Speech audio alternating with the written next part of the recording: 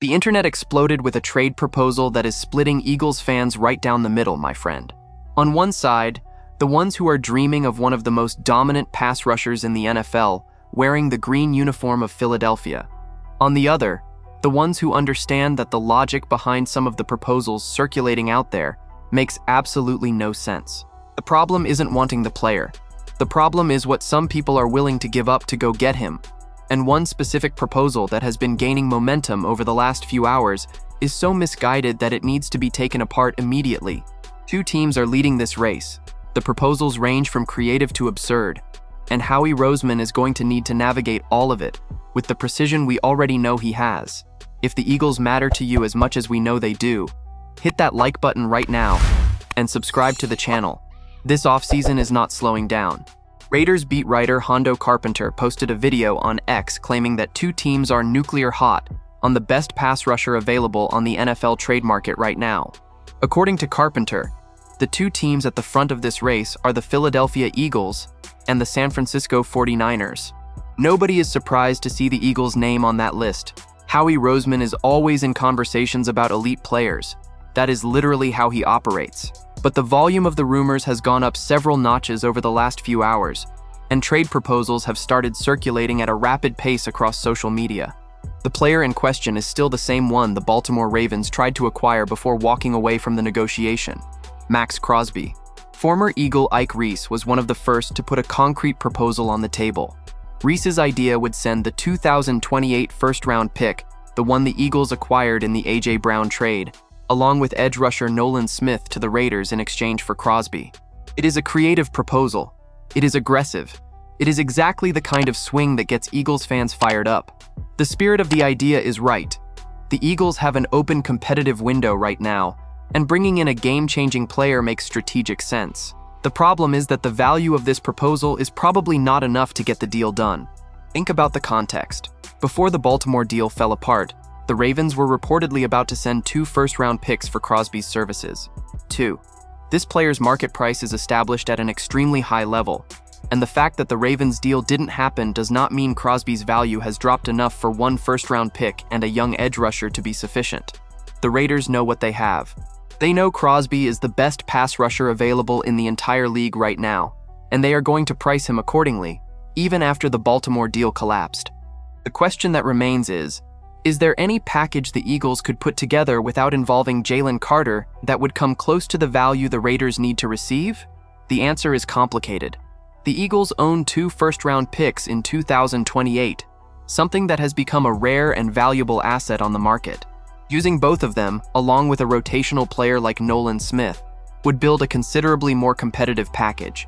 But that would mean giving up important assets that Roseman clearly values for the next roster-building cycle. The Eagles' general manager is going to weigh that opportunity cost carefully, and if the Raiders demand too heavy a package, the conversation ends before it even gets started.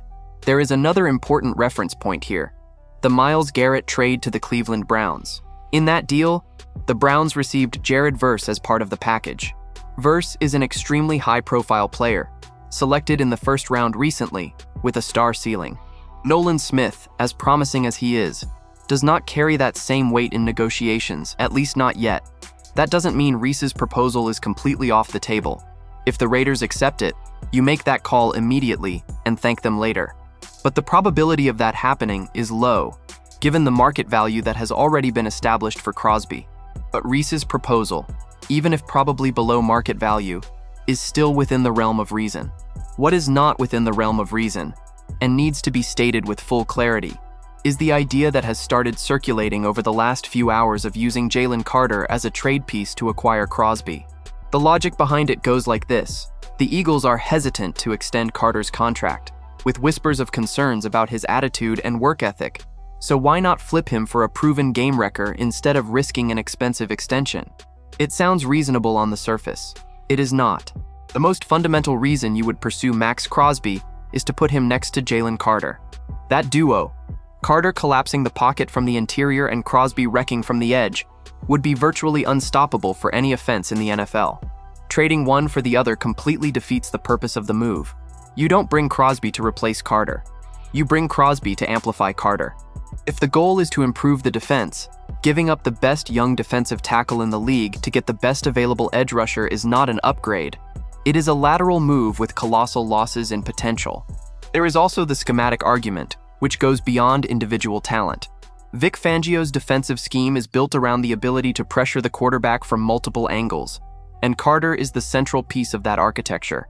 A defensive tackle of his caliber on the interior creates a blocking problem that no offense can solve with a single player. That frees the edge rushers on the outside, enables secondary blitzes, and reduces the quarterback's quick exit routes.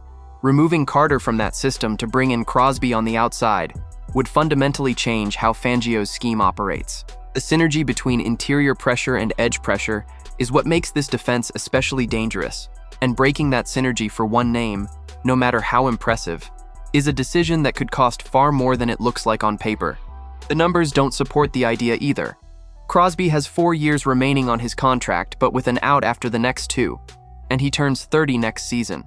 Carter, on the other hand, will be 25 this upcoming season.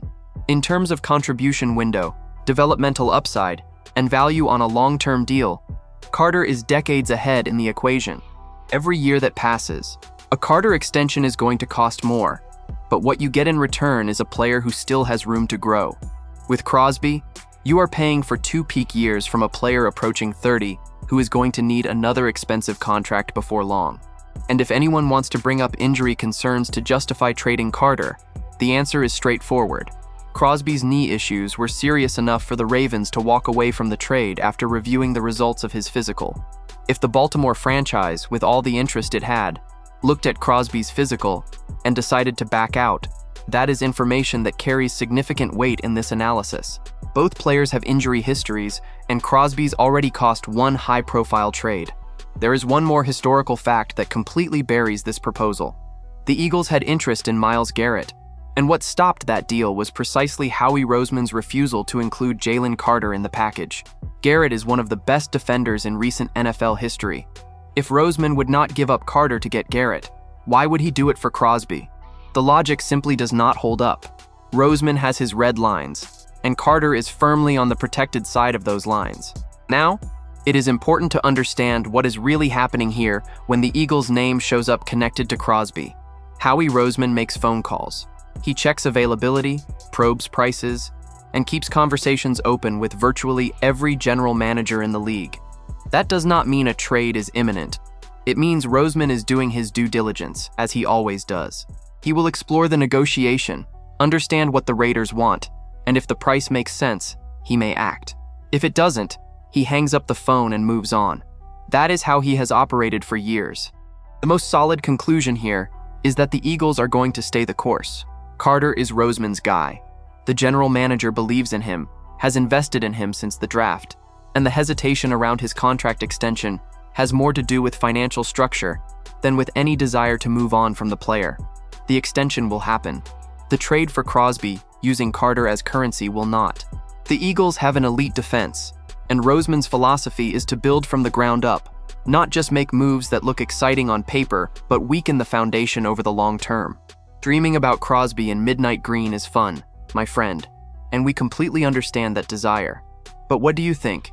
Is there any realistic package the Eagles could put together to bring in Crosby without giving up Carter? Or is that window closed for Philadelphia this offseason? Drop your opinion in the comments. Don't forget to hit that like button and subscribe to the channel. I'll be back later to keep you updated with the latest Eagles news.